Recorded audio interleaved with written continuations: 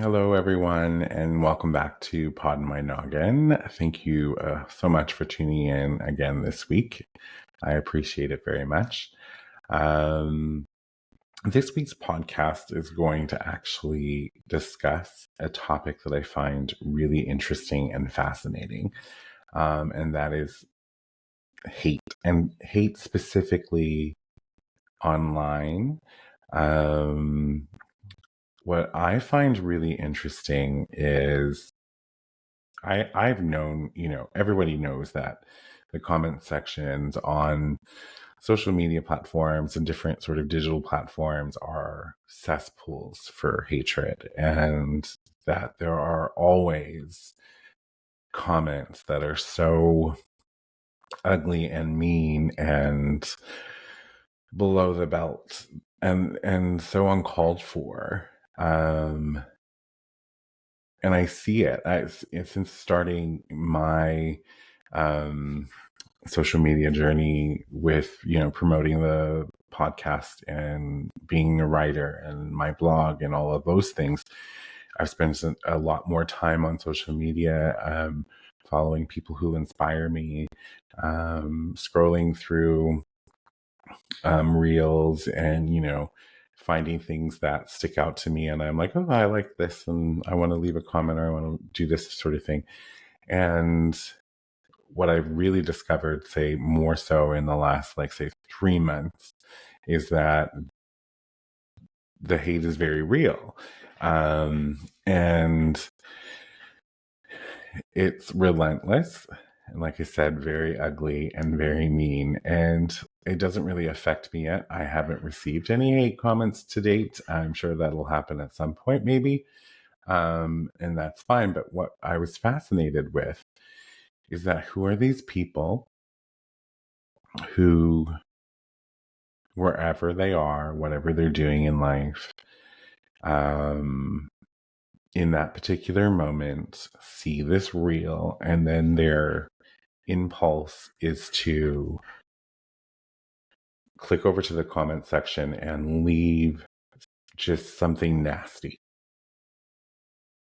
For what and why? Like, for what reason are they doing that? What's the psychology behind it?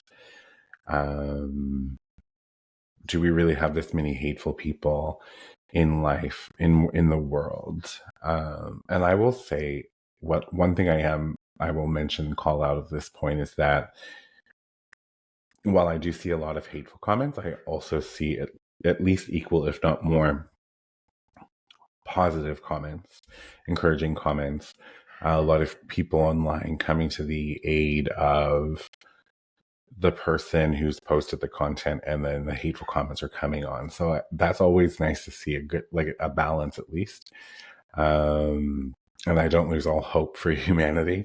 But yeah, it's the hateful comments.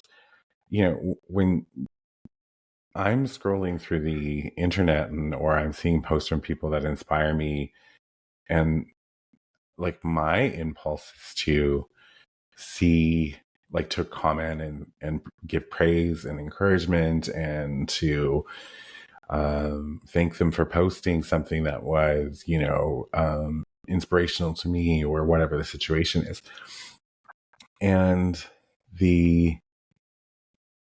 I get that. I got that, right? I got why I did that, because, it's that sort of, you want to shout out from the rooftops, like, hey, I see you. This is great. Keep going, keep doing you, and all of those things. What I didn't get was how people could actually just stop what they're doing, click on, the comment section and whatever platform that they're on, and then go ahead and leave something that was really ugly, really nasty, really mean. And then it's on every site, whether it's TikTok, Twitter, Threads, Instagram, Facebook, YouTube, Reddit, like, wherever you go, you're going to find them. So when I was thinking about what I wanted to talk about on this next podcast, I don't remember the exact reel that I was watching because I have been watching a lot more since I sort of went on this new journey of mine. And I was watching this reel. I clicked over to the comment section, and, there was just a slew of hatred for this person. And I was just like, why? Like, I, like, did you not get the message growing up that if you didn't have anything nice to say, don't say anything at all? Like, what compels you to go out of your way? And I'm air quoting that because they're not really going out of their way. The mechanism is so easy for them to actually leave these particular comments. So we're not really creating a boundary to leave these comments, whether good or bad. So, but it's just, I find it really fascinating, mind boggling, and just interesting. So we're going to talk about online hate this week on this podcast. And, for me, in my 20s, which I've talked about on a previous podcast, is there wasn't as much social media as there is today, for one. And yes, I am letting you know how old I am. But also, I think at the time, as I've mentioned previously, I was sort of in a not great place to start with. So I was already sort of a negative, pessimistic, hateful person. So there was definitely a few instances, not an extreme amount, but a few instances where I either left or even made a post that had sort of hateful commentary in it towards others. And at the time, I didn't think about it much because, I didn't do it all the time. It was so random. It was prompting. And so, I've been there, I've done this as well. And then I'm thinking to myself, when I was starting to really sort of plan for this particular episode, I'm like, okay, so I have my thoughts on online hate and why they do it. I have my theories, of course. But I don't think I ever really thought much or deeply on the online hate sort of epidemic, if you will, because it's grown and it gets worse and worse every year. And then also how multifaceted it is, because it is extremely multifaceted. So I started to do research and spent quite a number of days sort of going down rabbit holes of previously existing research studies and clinical studies on hate and digital communication and all of those things. And then what resulted in that is a 5-part series blog post where I write free from opinion for the most part, more formally, on this online hate situation. And I'll talk about that a little bit later, but you can view the sort of in-depth research I did on it over at cksims.com. But today we're just going to sort of talk loosely about it. We're going to talk about what my findings were. And I have to admit that I think that my findings on the topic were really interesting. And it kind of makes sense because it matches even some of my theories that I had, but my theories never went to the depths that these studies had gone. And in addition to that, none of the thoughts that I had sort of names attached to it. So one of the cool studies, there was a lot of studies that I read, a lot of people who have spent extensive time researching this topic. Just to name a few, John Suler, Tom Postmes, and Russell Spears are three of the individuals that I sort of read their work and familiarized myself with this situation. This there's another word, but it's not in my head right now, so we're not going to waste too much time on it. But yeah, so I think what happened through the research is that I came to some sort of my own conclusions based on what was researched and what I learned in that process. So let's talk about it. There is a name that refers, like online hate is referred to as digital disinhibition. And I find that sort of a fantastic name because it's exactly what it is, right? When you go online, there's so many different facets as to that allow you to be yourself. So like there's a positive side to all of this, right? So every coin has two sides. So digital disinhibition also can have positive effects, right? So you can someone who's particularly shy or not overly emotive in life, or maybe particularly they're in an environment regularly where they don't have a voice or they don't feel comfortable talking about themselves. Whereas online, you can find safe spaces and spaces to actually have these conversations and do so without as much inhibition, because you're really just sort of there's an element of anonymity there. So this kind of goes back to, on the other side of the coin, where people might, in the positive sense, feel more comfortable to be themselves and to explore topics and interests that they're not comfortable exploring in person or in their particular environment. The same thing is true for people who are not so nice, or people who are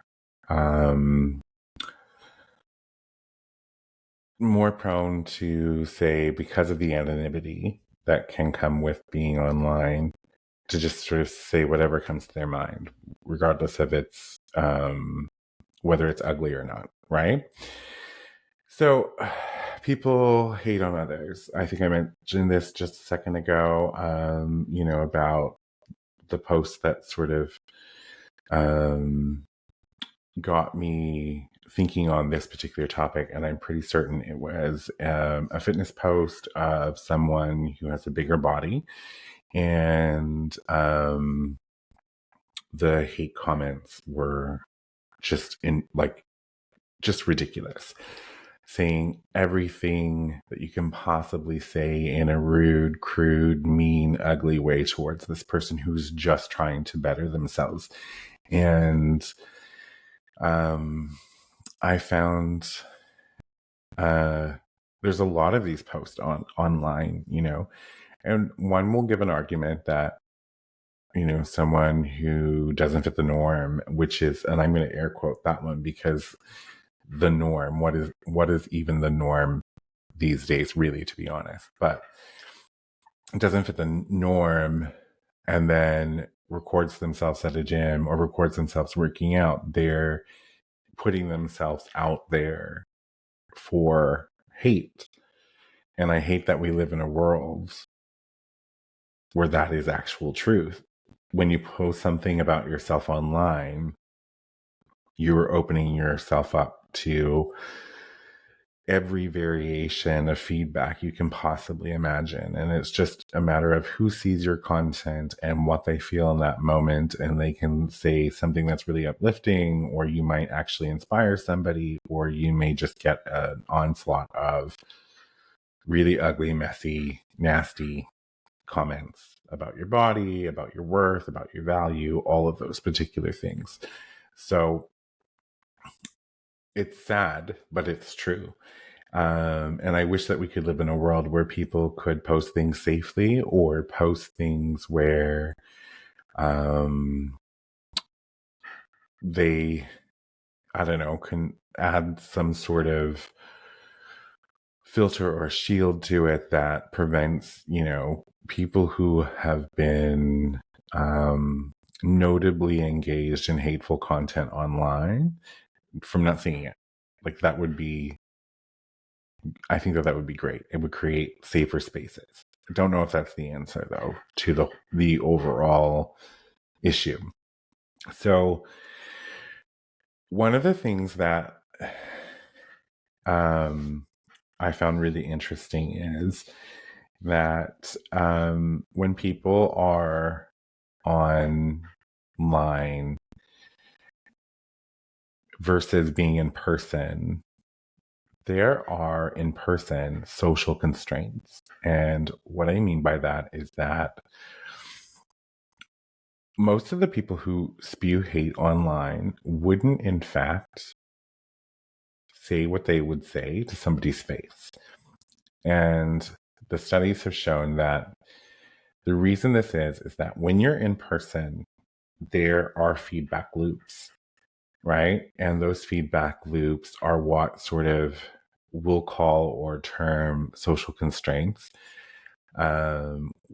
You can see a person either verbally or non-verbally, like those cues in feedback loops in person. So you could be, let's paint a picture real quick. You're in a restaurant and you're with a person, and you say something really mean to them about their weight, for instance.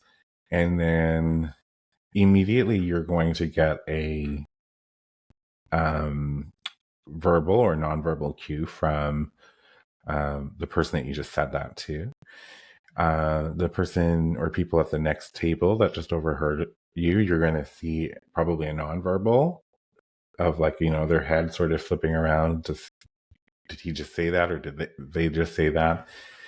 There's going to be a lot of immediate sort of consequences that are going to happen in that moment that will help sort of constrain that escalation, and might even prevent you from actually saying it altogether, because there is a presence of negative consequence when we act outside of social constraints. When we end up online, those social constraints, those verbal, nonverbal cues, those feedback loops are gone, right? So we're just by ourselves in the comfort of our own spaces.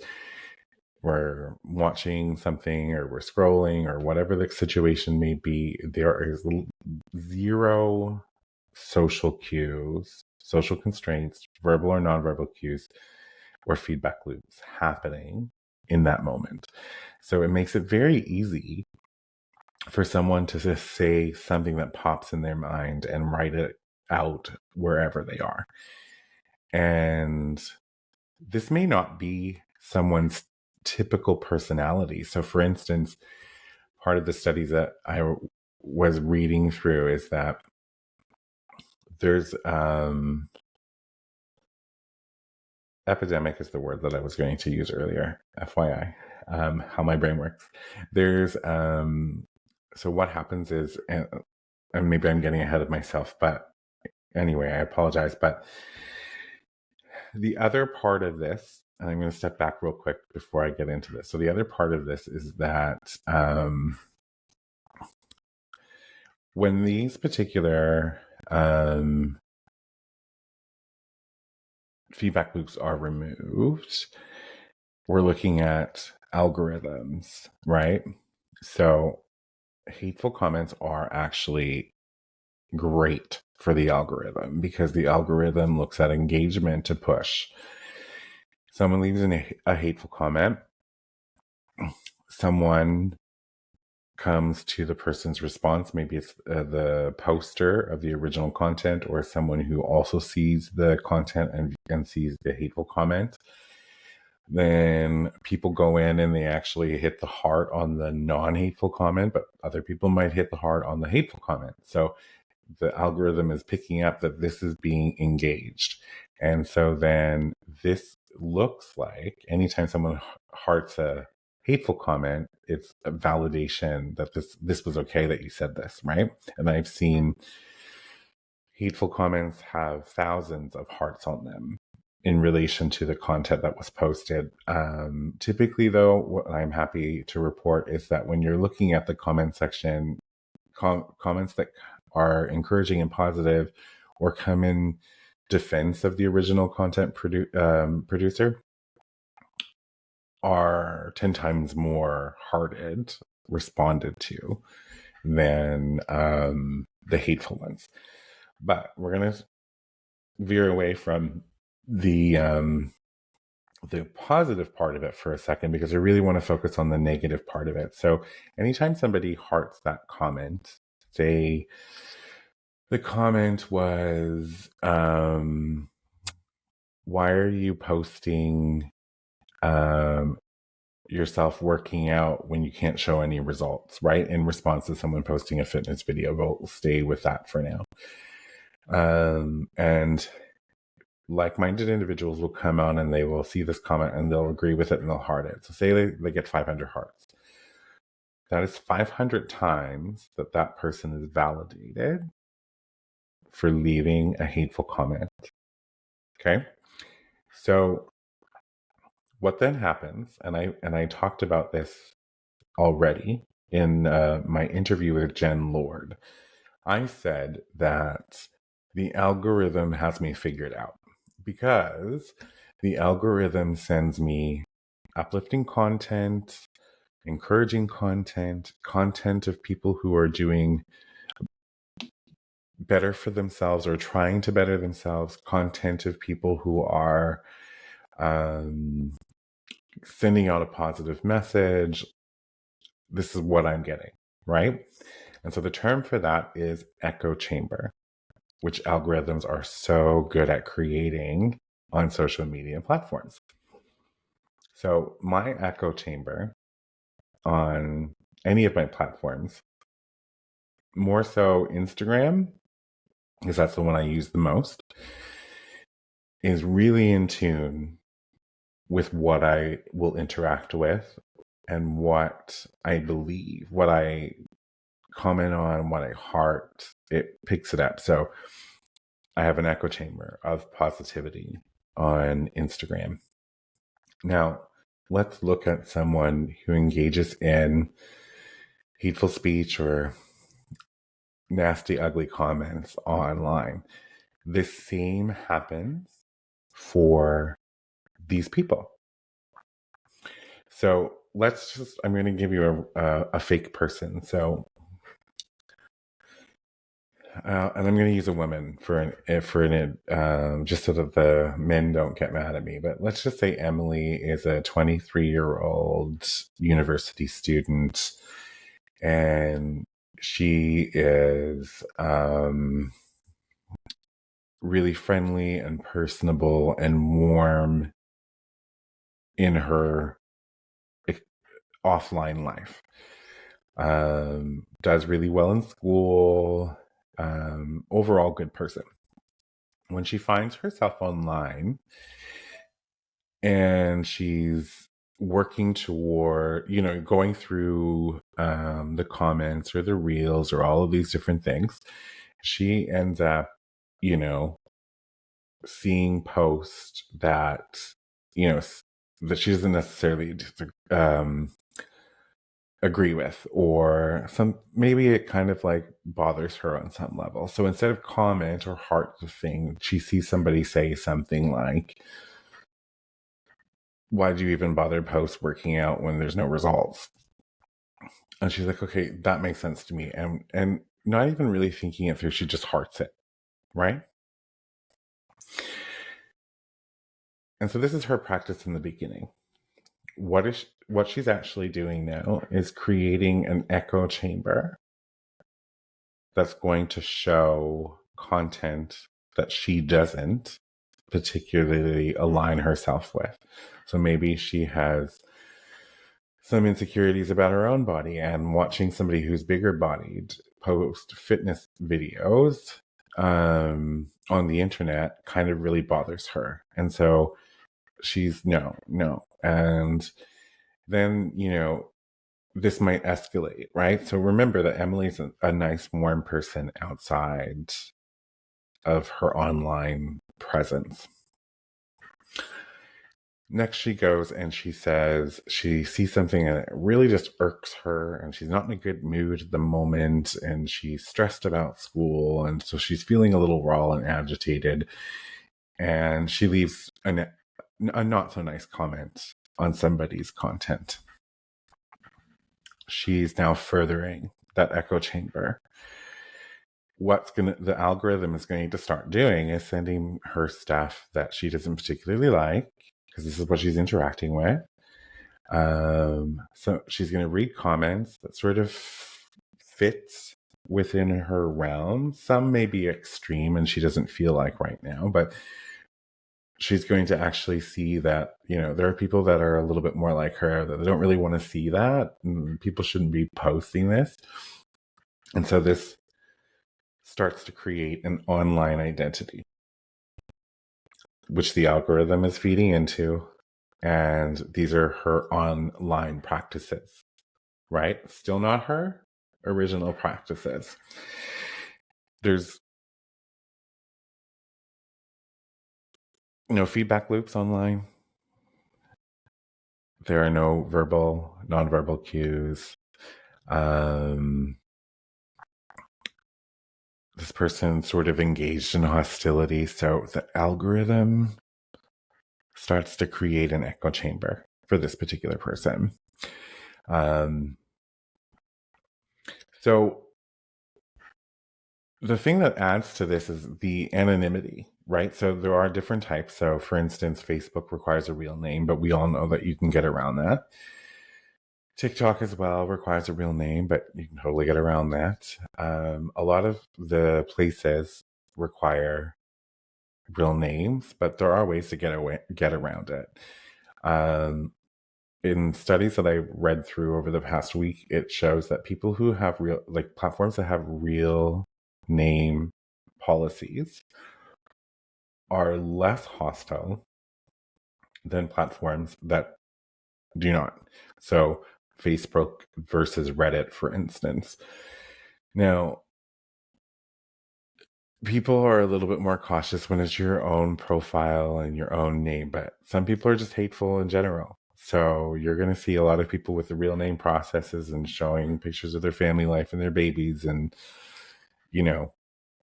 putting hate out into the world, fighting on the internet, all of that sort of thing.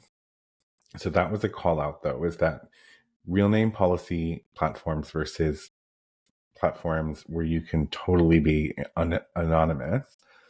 The anonymous ones are worse than Instagram, say TikTok, Facebook. The other contributing factor to the studies that I was reading through is that you get less hate in a live chat than you would on a platform that's asynchronous, right? So most of the social media platforms are asynchronous. You can post a comment and then scroll on to the next feed and completely forget that you left a comment, right? So it's one of those things. So anonymity, asynchronous messaging removes those feedback loops. People lean into unfiltered verbiage, right? And once again, this can be the same for people who are positive people. Like someone might be really shy in life and would never imagine going up to a stranger who they see do something cool and saying, "Oh my God, that was so cool." Whereas online, they feel less inhibited and will actually send a message because there's no repercussions whatsoever. They don't have to feel shame. They don't have to feel anxiety or fear, because they are in the protection of their space, and it's through a device that they're having these interactions, and that device can go offline super fast. So there's nothing dissuading you from interacting with that particular content. And as I said, it can be both good and bad. Allows people to show vulnerability, but it also allows other people to engage in hateful interactions. What I found interesting here, though, is there's an observed side effect in these studies. And we're going to just talk about the hateful part of it. So the studies have shown that continued engagement in hateful comments can overflow into offline interaction. So if we go back to Emily, right, who nice person in the world, but online, not so nice. She's creating an echo chamber of comments and hearts engagement. And then the algorithm is feeding back, right? People who leave hateful comments, giving her content that it thinks she wants or that aligns with what she wants to see. And slowly and gradually, continuous engagement begins to alter this person's characteristics. So, a person who didn't exhibit those characteristic traits previously, with repetitive echo chambers and a lack of feedback loops, can gradually and slowly manifest those traits in real life. And this can cause strain on personal relationships and their livelihood. So let's give it 2 years. You know,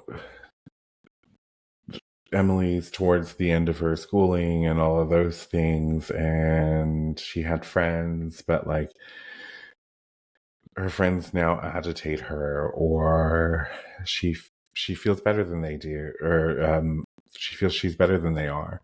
You know, she's engaged in hateful comments online. She's hearted it. The echo chamber has been created. And people's minds now online, it becomes such a part of their online presence, it starts to overflow into personal life. So now Emily is sort of like she's getting really agitated with her friends, and she's being really forward and blunt with people in general, and her family has seen, you know, a change in her demeanor and all of those things. So the repetitive access to hostility has now manifested in her personal life outside of. So this is actually one of the observed issues of prolonged hostility on the internet. One of the cool call outs was, though, that people who have really strong values, and who are engaged in regular self-reflection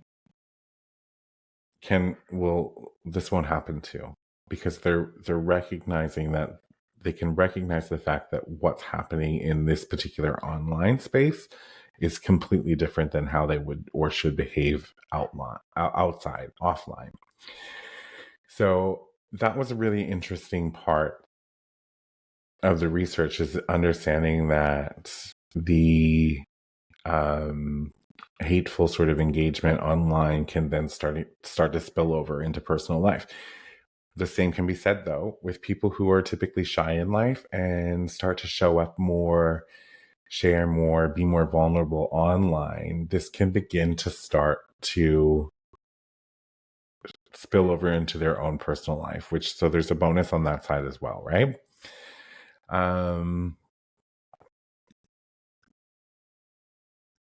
as I said before, I have written a 5-part blog post on this topic.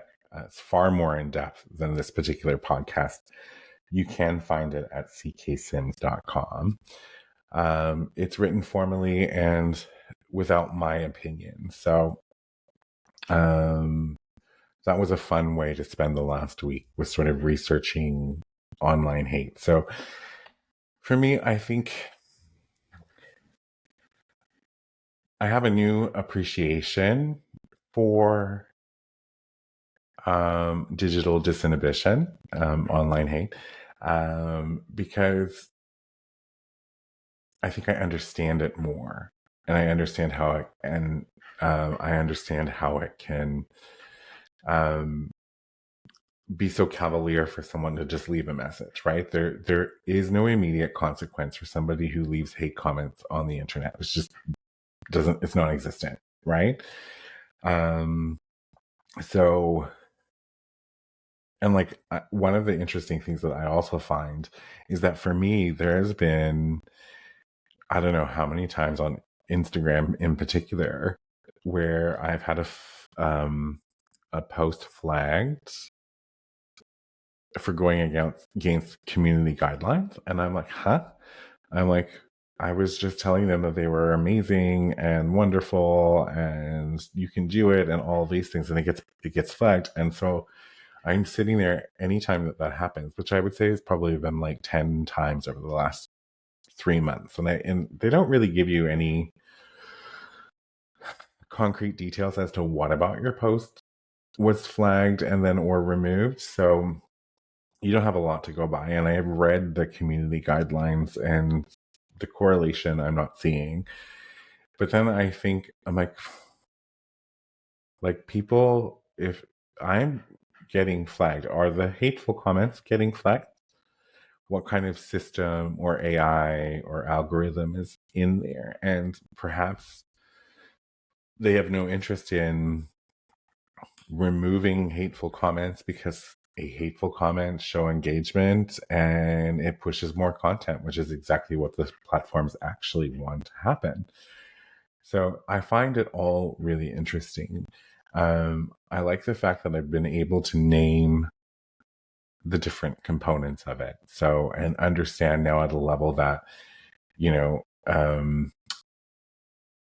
that you've got the digital disinhibition, you've got the fact that there's the lack of feedback loops, the understanding of echo chambers that have been actually created because of your preferences, what you've engaged with, what you've not engaged with, what you've requested as, say, spam or something that you're not interested in seeing. Like this all goes into the algorithm and then starts to feed you what it is you're interested in. And in my case, it's 99.99% positive, uplifting, encouraging content. But I do remember back in the beginning days of starting the author CK Sims Instagram account, I was seeing a lot of weird stuff. So I think you have to train it in the sense like you have to show consistency in what it is what you want to see. Because like it was giving me sort of hateful speech. And I remember one particular comment was like Andrew Tate, and it was very disrespectful towards women, but it was, marked as motivation. And I'm like, nope, not for me.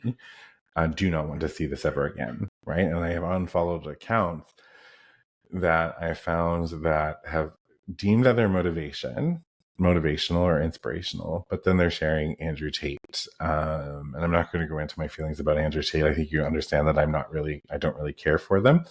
So, but at this point, I'm like, I'm not going to follow this account because clearly they're not being mindful of what they're posting and who it is they're posting, because the messaging that, certain individuals give regularly is very disrespectful and damaging to women. And I'm not about that.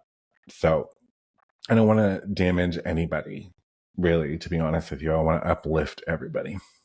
So one other call out I want to make is that through all of this sort of reading and research and writing and getting ready for today's podcast, I now understand as well how people can become radicalized online. And so, and how innocent and benign it can start as, and then how it can escalate over time. So, you have someone, they're depressed, they're sad, or they're angry. They're angry at society, that sort of thing. So they go online and, they're looking up this on YouTube and they're viewing this content on Instagram and they're maybe leaving, not, they're hearting, hate comments in the beginning. And then all the algorithms are the same. They'll start pushing your preferences. So if somebody's engaged in sort of like just really angry at the government, at the world, or at a subset of people, then that's what they're going to start seeing. And it's interesting to me how someone who, had these feelings but probably would never have acted on them that much, but just needed an outlet, started to find some sort of similarities with people and accounts and videos on the internet and interacted with them. Absence of feedback loops, nobody to say, hey, should you be really watching this? Like, nobody to say, that this is propaganda, right? Like, that this is like designed to make you feel a certain way. And then what happens is you get cross-platform, not that they're talking to each other, but just cross-platform echo chambers. So your preferences and the hostility that you're sort of engaging in, or the ideology that you're engaging in, is now programmed cross-platform. And so wherever you go, you're starting to see these echo chambers of like-minded individuals or content that sort of speaks to your current state of mind. And then slowly but gradually, this can build. And now there are networks in the world who play on that, right? They're seeing people comment, right, on specific things. But the radicalization can happen very organically. And I use air quotes again, because of the algorithm and the echo chamber that you've built. And then what was once just a feeling of anger is now your identity and your belief system. And we've seen it happen with many people. That radicalization, the hate spewing and growing. We've seen it within the last 10 years, probably exponentially. And so understanding that it's algorithm based, it's echo chambers, it's the absence of feedback loops, all of those things combined together that create the perfect storm for someone to become radicalized and hateful in real life. So I think this is a really interesting sort of rabbit hole to fall down and talk about. And it's not really uplifting, but I think one of the really big takeaways is that online and digital communication is a breeding ground for impulse responses that are hostile and hateful in nature due to the anonymity, the asynchronous,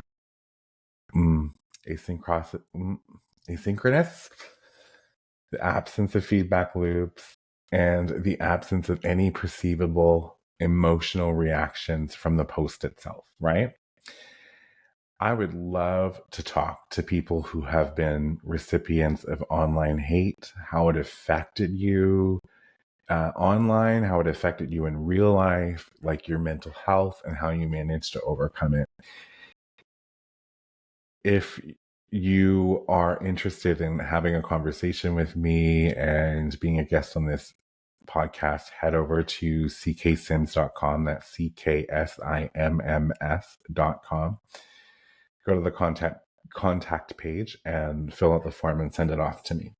I would really love to have these conversations about how you've worked through these particular things. The last thing to remember, though, and then probably the most important, based on these studies and what we already sort of knew, is these hateful comments are not at all about you in particular, but more about the person writing them, where they are at in their lives, and it is a direct reflection of themselves.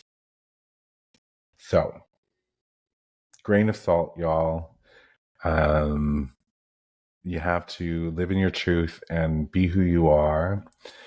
And you're going to get hate comments, probably. If you do anything that somebody deems different or out of the ordinary, you're going to get them. Eventually. I haven't gotten any yet since I've told you. Since I told you earlier, I haven't gotten any yet. I'm very interested to see what it is when I do get one, how I react, how I respond to it. I feel like I'll have a pretty neutral response to it based on this particular research rabbit hole that I went down. That said, live in your truth, pay no heed, and just be you. Always be you. If you're interested in sponsoring this podcast, you can head over to cksimms.com and send me a message through my contact page. You can follow me at author CK Simms on Facebook, Instagram, TikTok, and Threads, and subscribe to my YouTube channel, Author CK Simms, where you can watch the full video version of this podcast. Until next week, thank you for tuning in to Poddin My Noggin, and remember, go out and live your wildest dreams.